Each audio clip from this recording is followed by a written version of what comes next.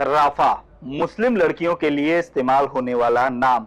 Arabic और Hebrew दोनों भाषाओं में इसका मतलब होता है खुशहाली या समृद्धि। लेकिन अगर इस वक्त आप गूगल पर लिखेंगे राफा, तो आपको तबाही और विध्वंस ही दिखाई देगा।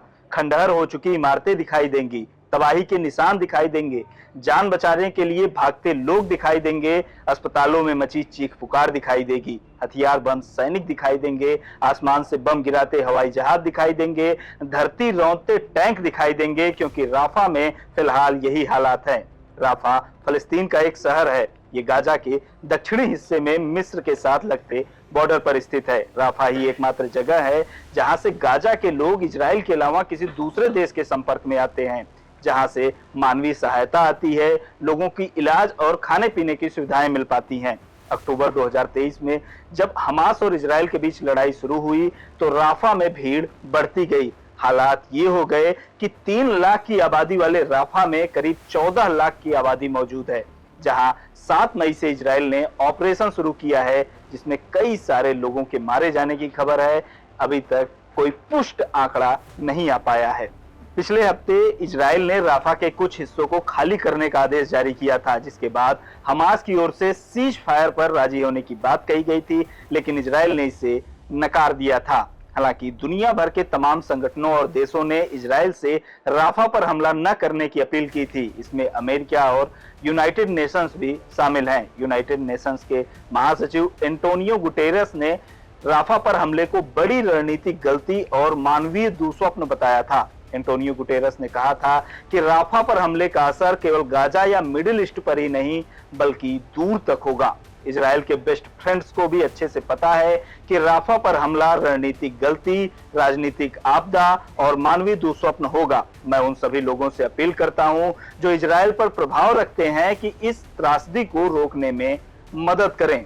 इजराइल के बेस्ट फ्रेंड अमेरिका ने भी राफा पर हमला करने से मना किया था, लेकिन इजराइल नहीं माना।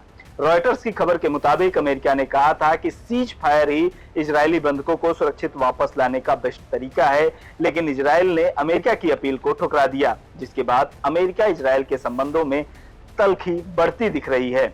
अमेरिका ने इजराइल को दी जाने वाली हथियारों की एक बड़ी खेप रोक दी है। माना जा रहा है कि इन हथियारों का इस्तेमाल राफा में इजरायली फोर्सेस द्वारा किया जा सकता था। राफा पर हमले के समर्थन में इजराइल का कहना है कि राफा में हमास के आतंकियों की मौजूदगी है, इस वजह से वहां हमला करना जरूरी है ताकि आतंकियों का खात्मा किया जा सके। इसलिए इजराइल के सैनिकों ने राफा पर कब्जे के लिए ऑपरेशन शुरू किया है। पिछले कुछ महीनों में कई बार इजराइल के प्रधानमंत्री बेंजामिन नेतन्याहू ने राफा पर कब्जा करने की बात पब्लिकली कही है। नेतन्याहू का साफ कहना है कि राफा पर हमला करने के अलावा उनके पास कोई और विकल्प नहीं है।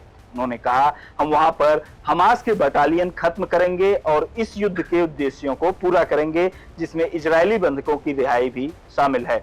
7 मई को इजरायली डिफेंस फोर्सेस ने बताया कि उसके सैनिकों ने राफा बॉर्डर पर एक ऑपरेशन कंट्रोल स्थापित किया है ताकि लोगों और सामान की आवाजाही और मूवमेंट में कोई दिक्कत ना आए। ये कंट्रोल बॉर्डर के गाजा वाली साइड स्थापित किया गया है। जैसा कि हमने आपको शुरू में बताया, राफा बॉर्डर के एक तरफ गाजा है और दूसरी तरफ इजिप्ट। इजरायली फोर्सेस का कंट्रोल गाजा वाली साइड पर है। इजराइल की ओर से दावा किया जा रहा है कि बॉर्डर खुला हुआ है, जबकि दूसरे पक्ष का कहना है कि बॉर्डर पर इजरायली फोर्सेस का कब्जा है और बॉर्डर बंद है।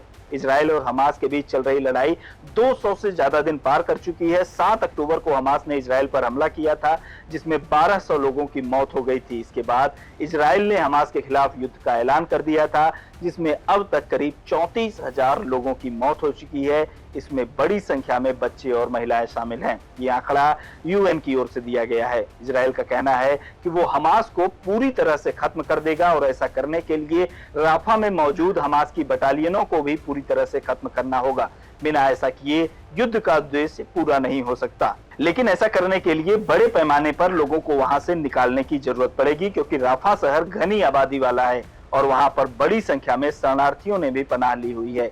यूनाइटेड नेशंस के मुताबिक करीब 14 लाख लोग अभी राफा में रह रहे हैं, जो कभी केवल 3 लाख लोगों का शहर हुआ करता था। ऐसा इसलिए हुआ क्योंकि अक्टूबर के बाद से उत्तरी गाजा में इजराइल ने हमास के खिलाफ युद्ध छेड़ रखा है, जिसके बाद करीब 10 लाख से अधिक लोगों ने दक्षिणी गाजा की ओर पलायन किया, जहां पर राफा स्थित है। राफा बॉर्डर से ही गाजा को खाना पीना, राहत सामग्री और फ्यूल मिलता है, क्योंकि गाजा के 3 तरफ इजराइल है और एक तरफ समंदर।